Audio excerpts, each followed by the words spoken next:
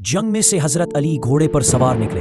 जब उमर बिन अबूद उनके सामने आया तो कहने लगा, तुझे पता है मैं कौन हूँ? हजरत अली ने फरमाया, तू अपना छोड़, तुझे पता है कि मैं कौन हूँ? क्या तू मुझे जानता है? कहने लगा, मैं 1000 के मुकाबले में अकेला लड़ता हूँ। हजरत अली शेर खुदा ने फरमाया, पता नहीं तू किन से लड़ता रहा है? वो कौन 1000 थे जो तेरे मुकाबले में आते थे? तू कहने लगा, मेरी माँ ने मेरा नाम उमर बिन अबूद रखा है। हजरत अली ने फरमाया, तू छोड़, मेरी माँ ने मेरा नाम हैदर रखा है। वो कहने लगा, तेरी उम्र तो छोटी है, कोई बड़ा ला। फरमाने लगे, ये तो जब पंजा पंजे में आएगा तब पता चलेगा उम्र किसकी छोटी है और किसकी बड़ी।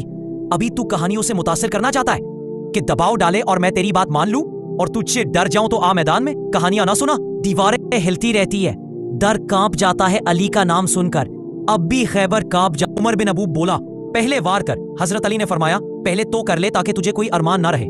उसने वार किया। हजरत अली ने बड़ी महारत से उसके वार को रोका और बोले, तूने अपना जोर लगा लिया, अब मेरी बारी है, तगड़े रहना। हजरत अली ने एक जबरदस्त वार किया, उसका सर दूर जा गिरा और उसकी मौत हो गई।